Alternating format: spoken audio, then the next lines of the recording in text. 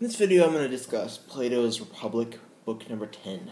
I have a playlist that's called Plato's Philosophy, where not only do I have Plato's Republic books number 1 through 9, I have a video for each book, and I also have some other videos about Plato's philosophy. I highly recommend that you read that book if you are interested in any kind of philosophy, because in that book, in the Republic, he has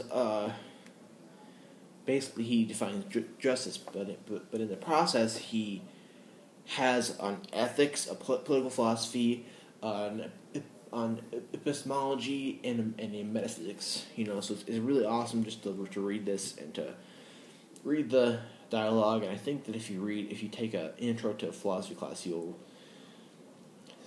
depending on the person, they might make you read this or not. I'm not totally sure. It really depends on the teacher. Anyway, if you want to have like a bullet point summary of what goes on in the other 9 books, go see on my playlist.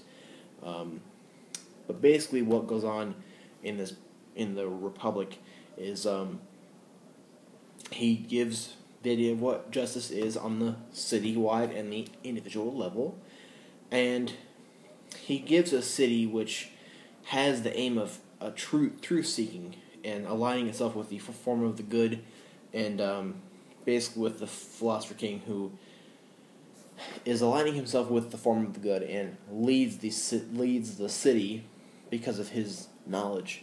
But anyway, in this book, if you want to know more about all that stuff, I have a video for each book.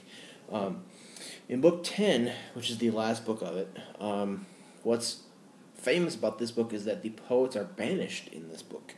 The poets are removed from the city.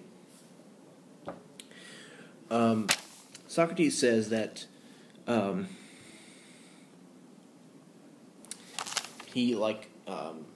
book number 9, a lot of what goes on there is talking about how justice pays better than being unjust, and he banishes the poets,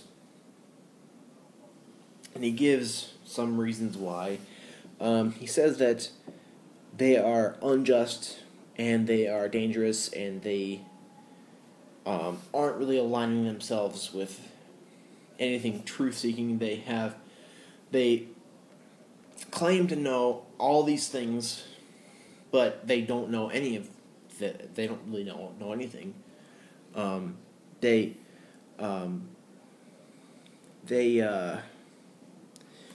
deal with things that aren't exactly real in this world, and they have nothing to do with the form of the good. They don't really have anything to do with a society that aligns itself with the form of the good, and thus has the purpose of a truth-seeking purpose.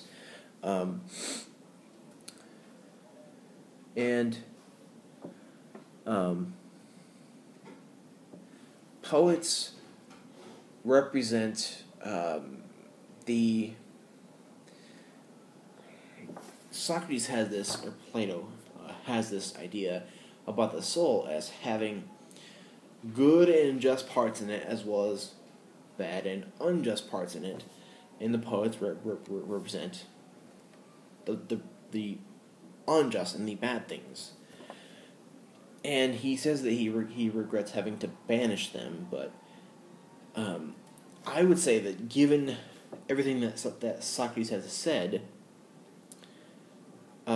this is a good move.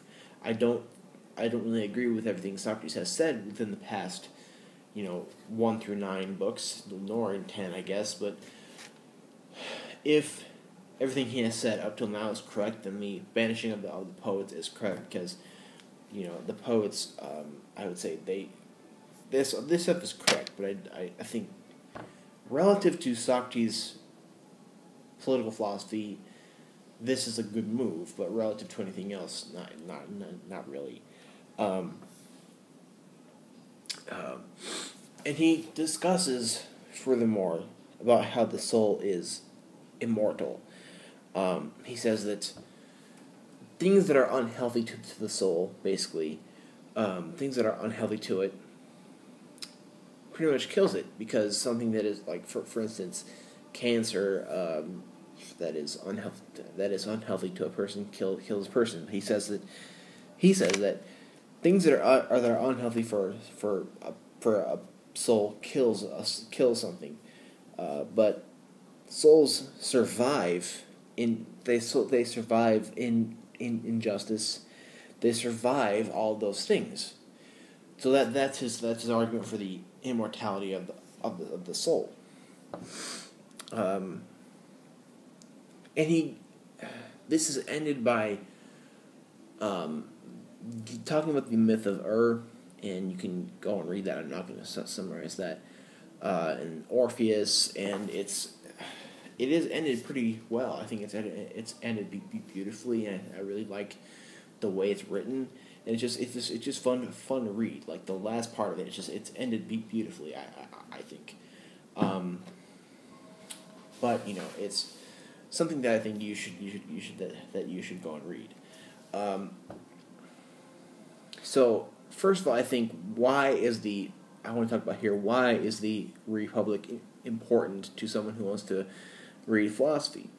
It's important because it gives you a political philosophy on ethics, on epistemology, and metaphysics, all in one big drawn out theory of the city, and really is about the world and about us.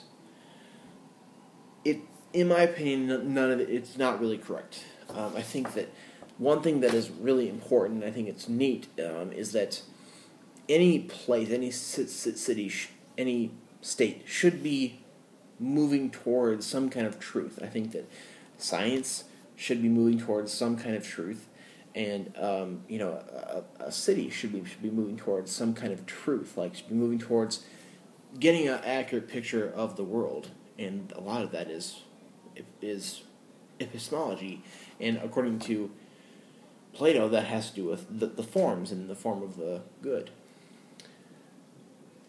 I really think that anybody who likes philosophy should read this, among other dialogues of Plato. And from here on out, I think I would like to do at least a few more. I want to do another dialogue because I wanted to get this one out of the way so that I could just do the smaller dialogues. I want to get through the Phaedo and the Phaedrus and the Timaeus and the Meno and all those, because they all still have merit when it comes to thinking about philosophy and understanding philosophy.